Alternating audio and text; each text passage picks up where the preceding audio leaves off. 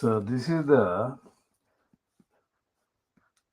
first edition or part A of the KhoodeelaarTV channel being broadcast online from London in the UK on Tuesday, 23rd of February 2021.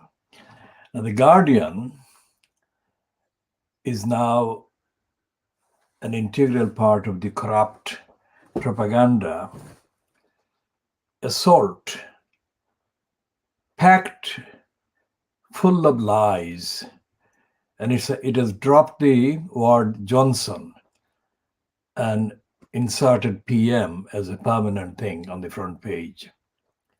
That is offensive and outrageous because PM traditionally carries with it elements of integrity, elements of universality, honesty, and dedication and compassion and lack of cruelty. But Johnson doesn't have those qualities. And the fact that The Guardian is using PM shows that it is on board fully as a slave to the cons cabal fronted by Johnson, so-called government. And this heading is completely corrupt, false, misleading. We shall be talking more about the lying, corrupt, false, misleading headings in today's Fleet Street printed papers, either later during this edition or in the next edition today.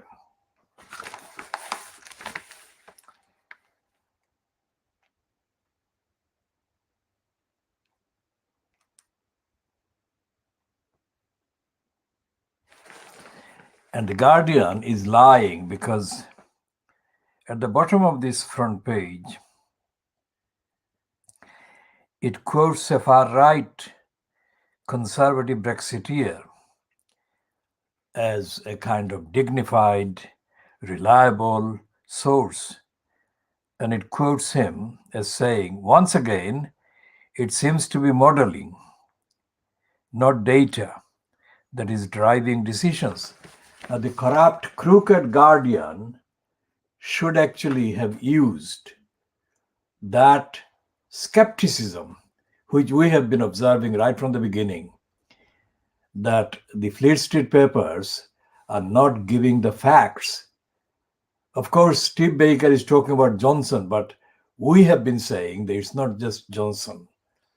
It's the Fleet Street papers, including The Guardian, which have not been giving, quote, readers the facts. It is all propaganda.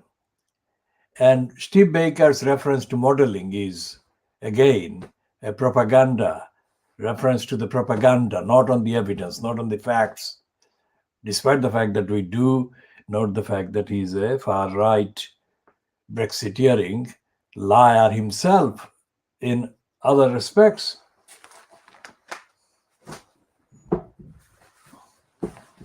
And the Daily Telegraph, which is, we named it as Boris Graph because for the last 12 years or so, Graph has been giving Johnson bribes, millions of pounds of bribes. And that is the reason why we call it Boris Graph. It's not a favorable kind of renaming. It's an unfavorable renaming to denote and to suggest that it is a lying broadsheet organ. Now, here is the banner on the front page. The banner itself has got 5 names, and they are described collectively as expert comment and analysis. One is William Hague, the other is Camilla Tomini, one of the most corrupt and right-wing and racist liars in Fleet Street. Suzanne Moore, who exposed the lies in The Guardian and is strategically given a place and a platform by the Boris Graf.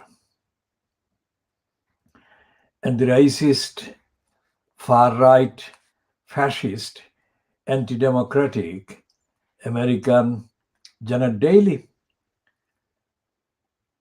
Daly is spelled Daley, but she has been daily lying for 40 years since arriving in the UK and getting a platform. And there is a woman called Lucy Denia, could be called Denier. Lucy Denia and Janet Daly and Camilla Tomini, 3 women out of 4 on there, who are all. Suzanne Moore is a denier, but not fully kind of describable as a liar. And Camilla Tomini is saying we are on the right road back to the life we have yearned for, but we are taking the scenic route. So that is half lies and half truths. And it says on page 2 of the Boris Graf, gradual easing of social restrictions begins. And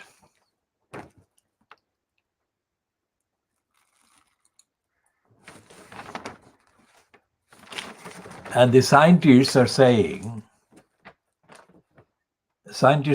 according to the piece, short piece on the Boris Graf, saying returning to school will put up infection rate, scientists say. So even the Boris Graf is forced to tell the truth that Boris Johnson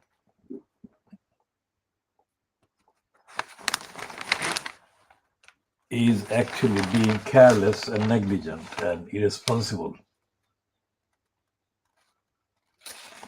And there is contradiction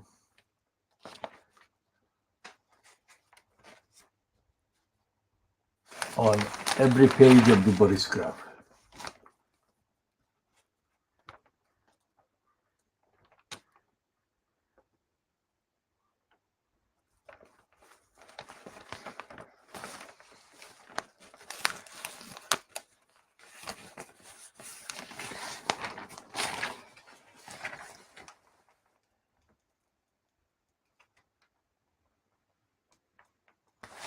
And the Boris Graf is covering so-called opposition leader Keir Starmer as an agent of Boris Johnson.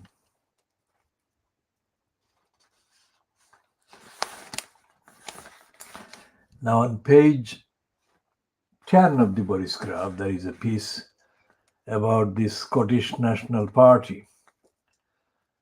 And it says, Salmond, the previous leader of the SNP, claims SNP hierarchy made deliberate effort to have him jailed.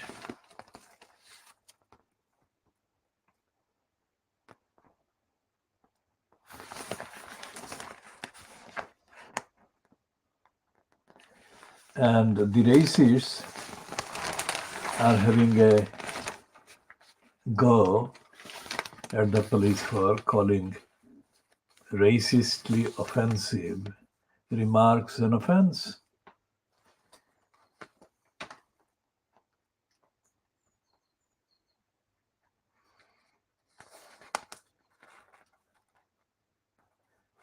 And the empire is back on page 13 in the Boris Graf. Says farmers urged to seek reaches of Asian markets. And it says that medieval Sicily had Muslims running thriving wine business. We shall be looking at that later.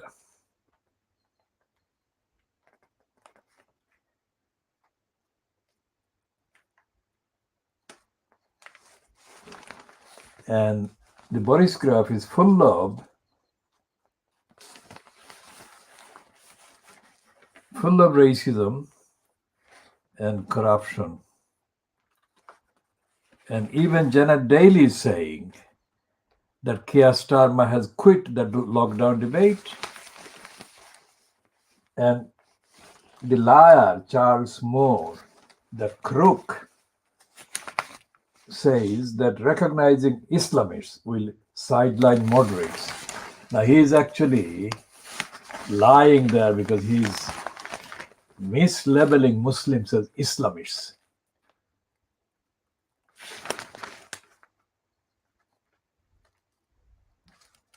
And Celia Walden, who was a columnist before she married Piers Morgan, is saying death threats are no joke. I speak from experience. If we have time, we shall be looking in detail at that particular situation.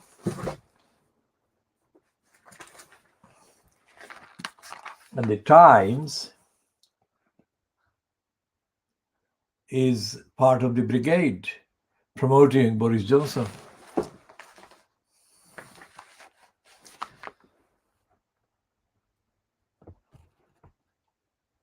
It says that the end is in sight. What the mean is that the lockdown will be lifted. And that is what scientists are warning against. So it's not just Steve Baker, but all the scientists with any sense and all the intelligent people in society.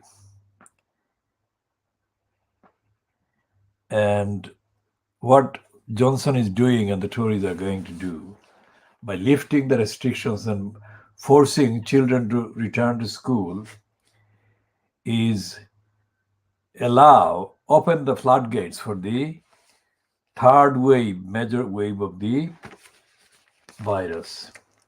That's what will happen.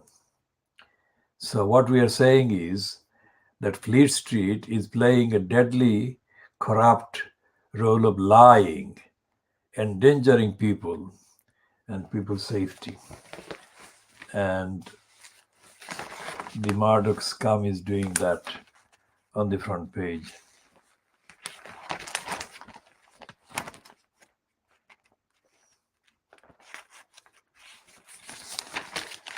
And all over the place in the inside page, except the most space on page 3.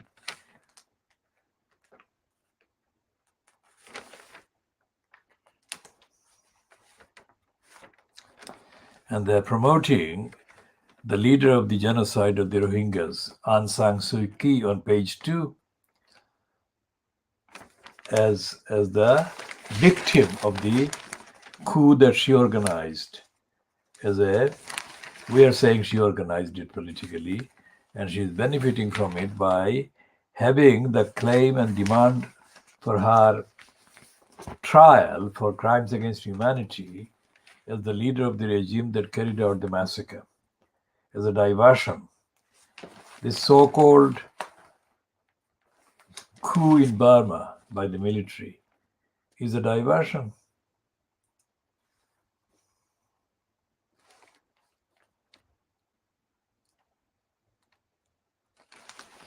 And diversion from the call. There has been no call or reference in the Western media to the call for trial of Aung San Suu Kyi for the fact that she was the leader of the genocide of the Rohingyas in 2017. And as leader, she led the genocide, and then she led the international denial of the genocide, and she denied everything, all the crimes that even the very timid United Nations so-called investigations confirmed the genocide had taken place, and she was liable for trial as a criminal against humanity. And quite apart from the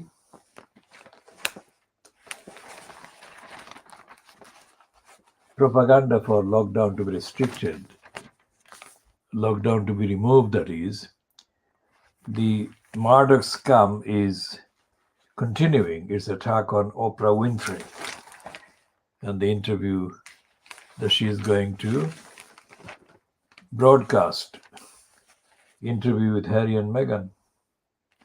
It has been reported yesterday, Monday, that the interview was taped before the latest racist statement and propaganda issued by the Buckingham Palace. So they are saying that that interview will have to be edited again or re-recorded because parts of the contents have become outdated in terms of context, following the fact that the racist statement coming from Buckingham Palace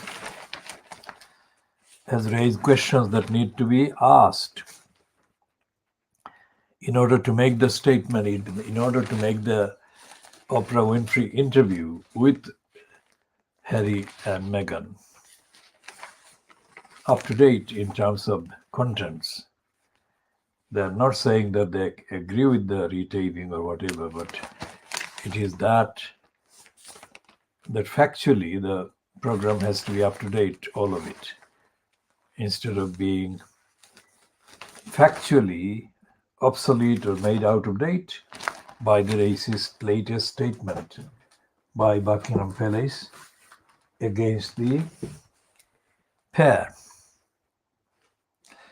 And the corrupt legacy of Beaverbrook, the Daily Express, the title, is continuing the lying, positive in the sense of being optimistic and showing Boris Johnson as being an achiever of results.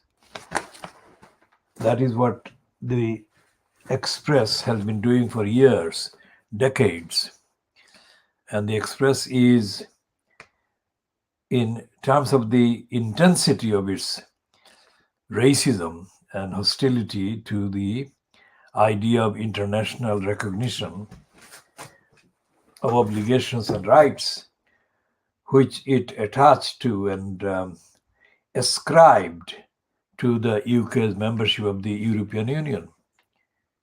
It has been absolutely anti-European, anti-internationalist, and pro-racist and anti-Muslim.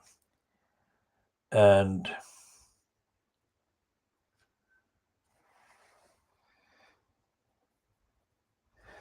it is only the Financial Times that is referring to Boris Johnson as Johnson correctly, instead of calling him PM. So it says Johnson insists end in sight with summer target to end COVID curbs. Now that's a Johnson being correctly summarized in that heading. And Johnson is going to unleash another wave of the pandemic with that plan.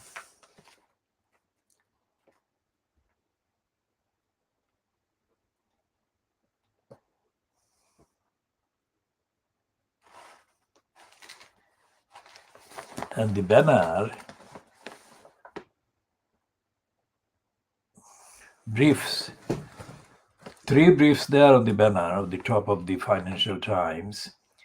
It says Poland's media resist state moves to curtail freedom. Now we shall talk about media and freedom and the state in due course. UK listing rules.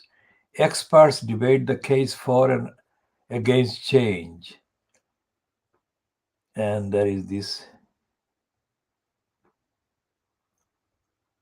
short in the dark, how the NRA's bankruptcy filing could backfire.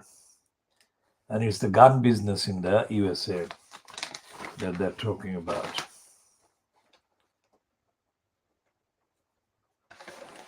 And the Financial Times quotes Johnson as saying there is no credible route to a zero COVID Britain or indeed a zero COVID world. So that is an admission.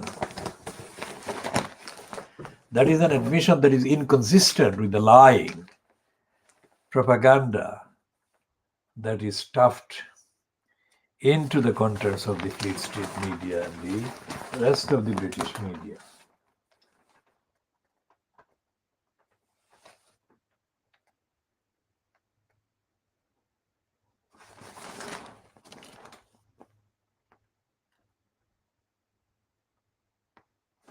And when the Financial Times talks about listing, it is talking about the stock exchange.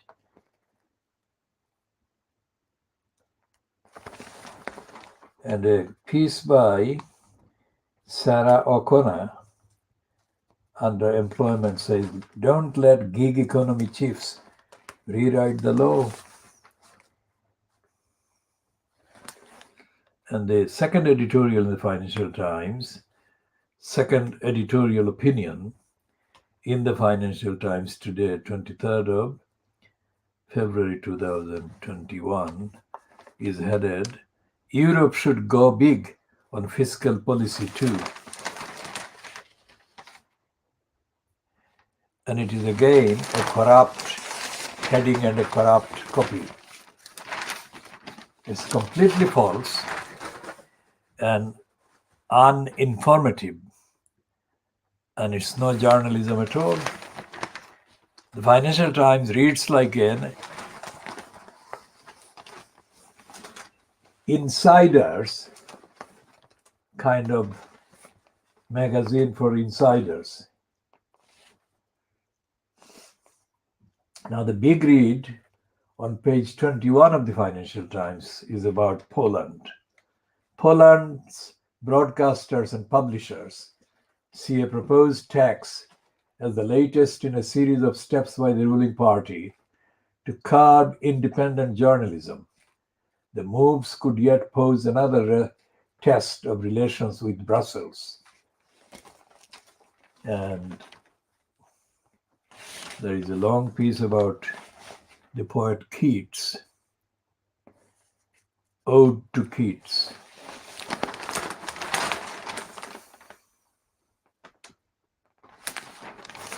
And there is a letter heading, headed, Some humility is in order for years of austerity.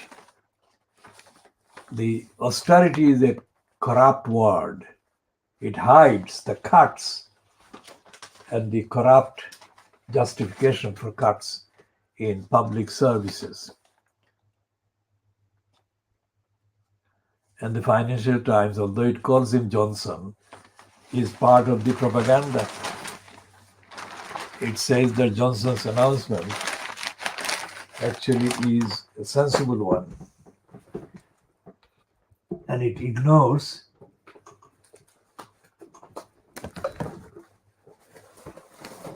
the warning of scientists